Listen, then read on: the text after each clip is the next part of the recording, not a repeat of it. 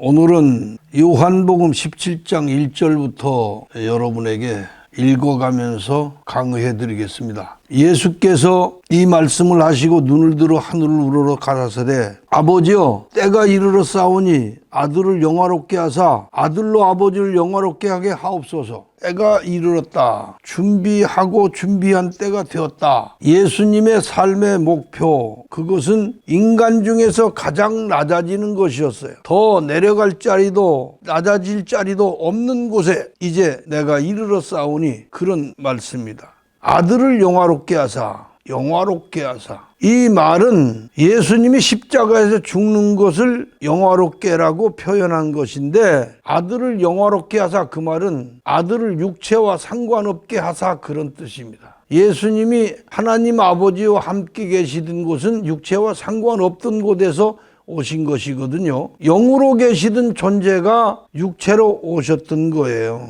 그러니까 이제 십자가에서 죽는 내가 육체와 상관없이 될 것이니 그렇게 육체를 상관없이 하사, 영화롭게 하사. 그런. 여러분, 육체의 죽음이라고 하는 것은 사람들에게 가장 고통스럽게 하고 두렵게 하는 것이죠. 그러니까 육체와 관계없게 하사, 그 말은 내가 이 십자가에서 죽는 죽음을 기쁘게 받아들이게 하사, 그런 뜻이에요. 즐겁게 받아들이게, 즐겁게, 아버지의 뜻이 내가 십자가에서 죽는 것이니까 이 죽음을 즐겁게 받아들이게 하사, 영화롭게 하옵소서. 사람이 죽을 때 죽기 싫어하고 죽음을 두려워하고 고통스러워하면서 죽는 것이 인간입니다. 왜 그렇게 되는 것인가요? 육체 때문이에요. 그러나 하나님께서 영화롭게 해주신다면, 다시 말하면 육체와 관계없게 해주신다면 감사와 감격과 희열과 기쁨 속에서 죽을 수 있고, 그렇게 죽음으로 하나님을 영화롭게 하고 자신도 영화롭게 되는 것입니다.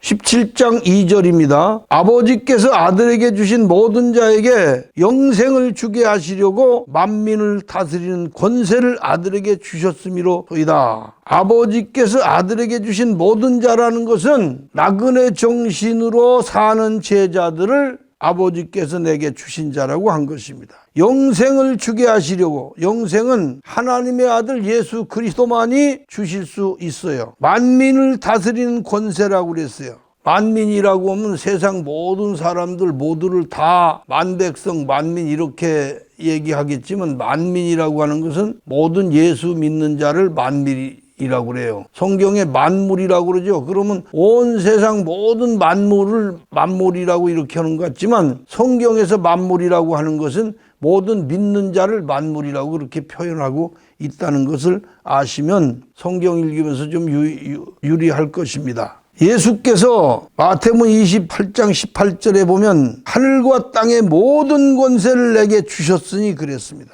요한복음 17장 3절입니다. 영생은 곧 유일하신 참 하나님과 그의 보내신 자 예수 그리스도를 아는 것이니이다. 무엇이 영생인가 하는 것을 여기서 정의한, 영생을 정의한 유일한 성경 구절이 바로 요한복음 17장 3절이에요. 영생은 곧 유일하신 참 하나님과 그의 보내신 자 예수 그리스도를 믿는 것이니이다. 유일하신 참 하나님이라고 그랬어요. 유일하다고 하는 것은 오직 하나뿐일 때, 비슷한 것이 전혀 없을 때 유일하다고 합니다. 참이라고 하는 것은 가짜, 거짓된 것이 많이 있을 때 가짜와 구별하기 위해서 참이라고 씁니다. 진짜 그런 뜻이에요. 그래서 참 하나님이란 상대적으로 가짜 하나님, 가짜 하나님, 다시 말하면 거짓 하나님, 거짓 하나님이란 기복의 하나님도 있다, 그런 뜻이에요. 그렇다면 무엇이 가짜 하나님일까요? 기복의 하나님, 그것은 기독교가 복 빌어주는 종교로 기복을 빌어주고 무당 종교로 전락하여 가지고 가짜 선지자, 가짜 목사들이 하나님의 이름을 걸고 행세할 때 참 하나님 이렇게 말할 수가, 참 진리 이렇게 구별해서 말할 수밖에 없는 것입니다. 저들도 똑같이 하나님 행세를 하니까, 가짜가 기복신앙 하면서도 하나님 자꾸 운운하니까. 보내신 자 예수 그리스도, 하나님의 뜻 그대로 사신 분, 나그네 정신으로 사신 예수 그리스도의 그분의 정신이 유일하신 참 하나님의 정신인 것을 말씀하고 있는 거예요.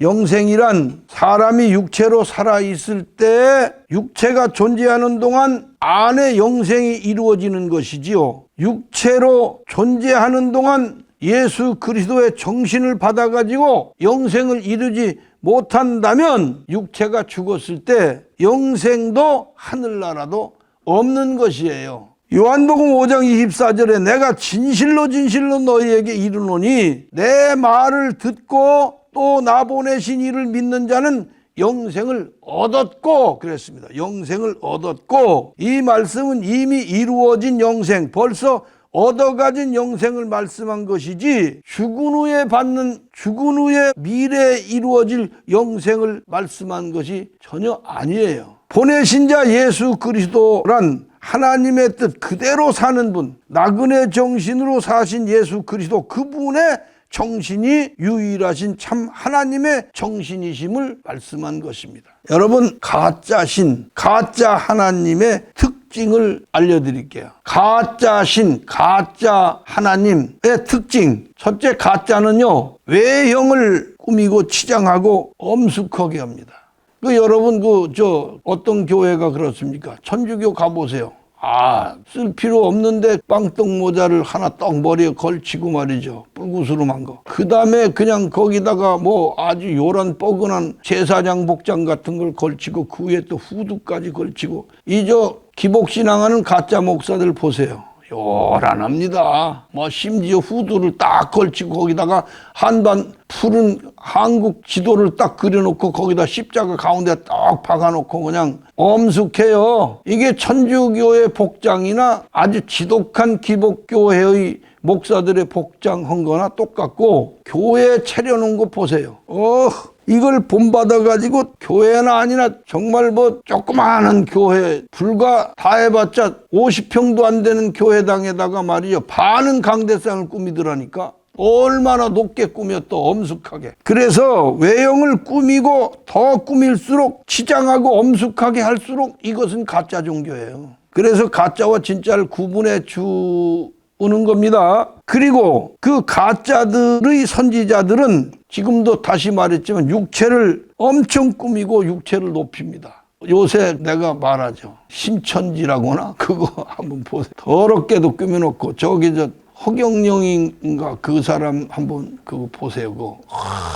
별별 걸 다 갖다가 치장하고 꾸미고 별걸 다 갖다 놨더만 앞에다가 그것도 어디 하여튼 꾸민데 그중에 제일 요라는 것이 천주교죠. 그 다음에 세 번째요, 가짜는 보이는 것으로 신을 삼고 가짜는 보이는 것을 섬기며 보이는 것에 예배하며 기도합니다.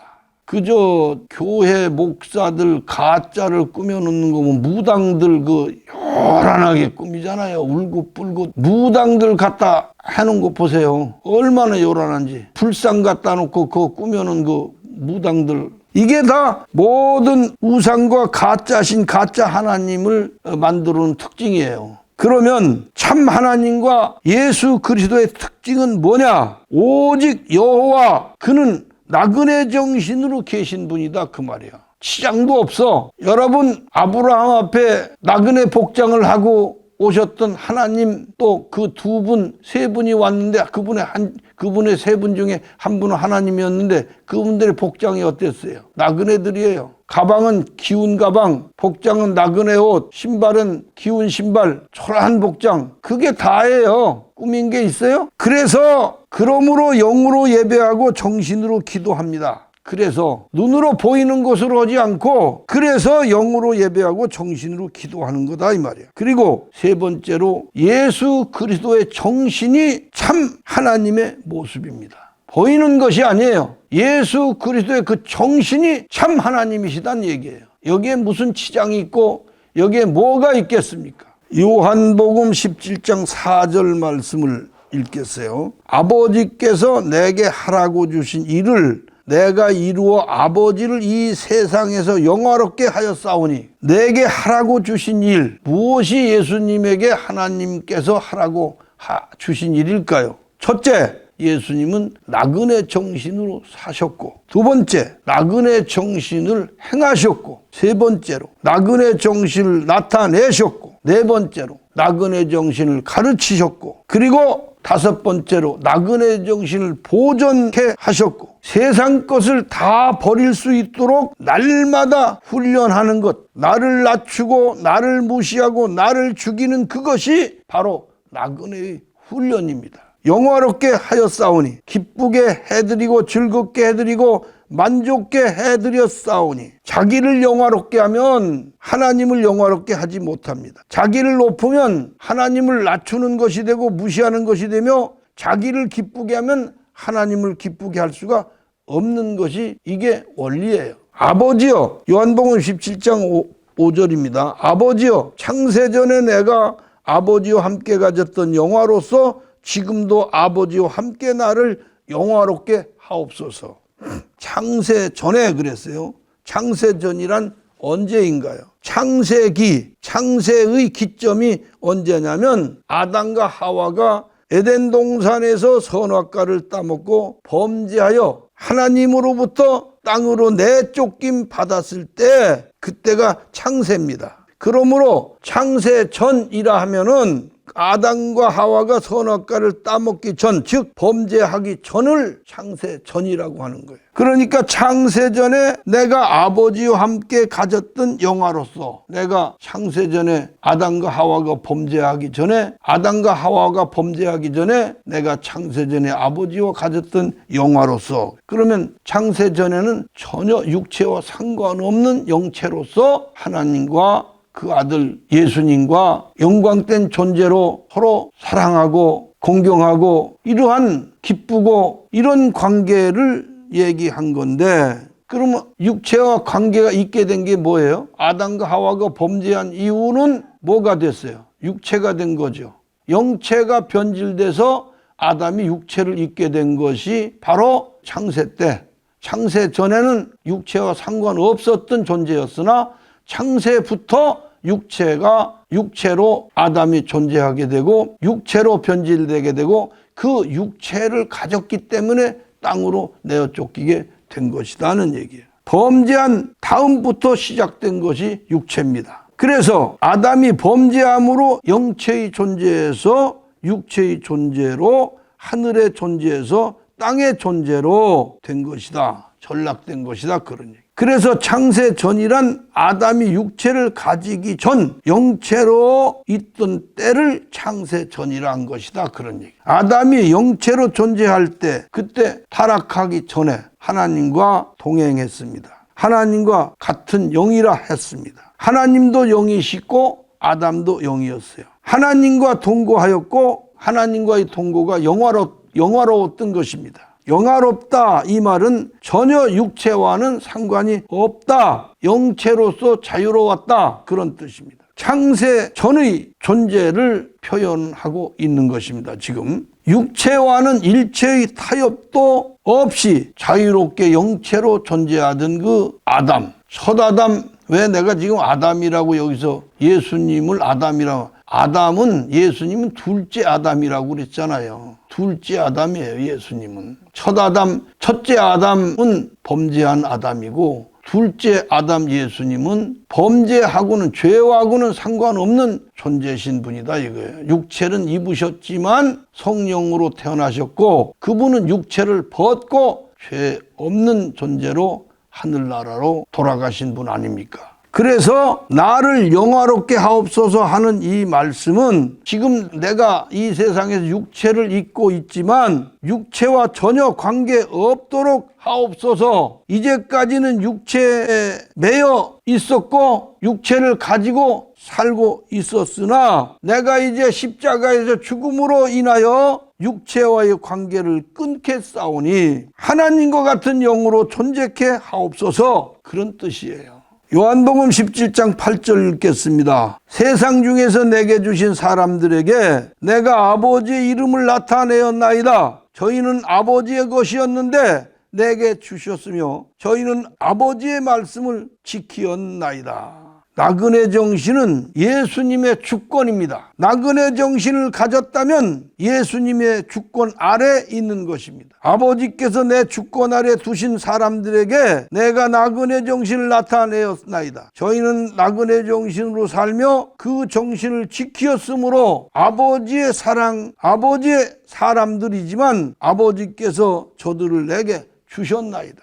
육으로 사는 자는 세상의 것이지만 나그네 정신으로 사는 자는 예수님의 사람입니다. 요한복음 15장 9절에 보면요, 내가 진실로 진실로 너에게 이르노니 아들이 아버지 하시는 일을 보지 않고는 아무것도 스스로 할 수 없나니 아버지께서 하시는 그것을 아들도 그와 같이 행하느니라. 예수님으로부터 된 믿음의 아들은 예수님의 행하신 일을 보고 배웠으므로 예수님같이 행할 수가 있다. 그런 말씀이에요. 요한복음 17절 말씀입니다. 지금 저희는 아버지께서 내게 주신 것이 다 아버지께로서 온 것인 줄 알았나이다. 내가 나타내고 가르치고 행한 나그네 정신이 다 아버지께로서 온 것인 것을 저들이 이제 다 알게 되었나이다. 그런 얘기입니다. 아버지께서 내게 주신 말씀들을 저희에게 주었사오며 저희는 이것을 받고 내가 아버지께로부터 나온 줄을 참으로 아오며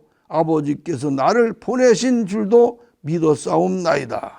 나는 아버지께서 내게 주신 정신을 저에게 주었고 저희는 나그네 정신을 받았고 내가 아버지께로서 나온 줄을 참으로 알게 되었으며 또 아버지께서 나를 보내신 것도 저들이 믿게 되었사옵나이다. 여러분, 저는 여러분에게 무엇을 전하고 있습니까? 성경의 핵심이 나그네 정신이에요. 이 정신이 아니면 하나님께로 돌아갈 수가 없어요. 물론 성경에 나그네 정신이란 어떤 문자는 없습니다. 그러나 나그네 정신을 표현하고 그것을 그려낸 말씀은 얼마든지 있습니다. 베드로전서 1장 1절에 보면 본도, 갈라디아, 갑바도기아, 아시아, 비두니아에 흩어진 나그네 핏뿌림을 얻기 위하여 나그네된, 또 히브리서 13장 보면은 이 세상에서 나그네된 자들을 하나님이 그들이 아버지를 할 때는 부끄러워하지 아니하실 뿐 아니라 나그네들 그들을 위하여 하나님은 한 성을 예비하셨다 하셨습니다. 기복신자들을 위해서 예비한 것도 아니고 기복신자들이 하나님을 아버지를 할 때는 부끄러워한다는 말씀인 것입니다. 하나님은 그 나그네된 신자들이 아버지 할 때 부끄러워하지 아니하십니다. 하나님 할 때 그들을 사랑하십니다. 이것이 성경의 원리예요. 그러므로 여러분, 나그네 정신으로 거듭나시고 나그네 정신으로 세상을 이기시고 나그네 정신으로 믿음을 가지고 하늘을 날 소망하는 참된 신자, 참 하나님의 자녀가 되시길 바라면서 오늘 이 말씀을 마치겠습니다. 감사합니다.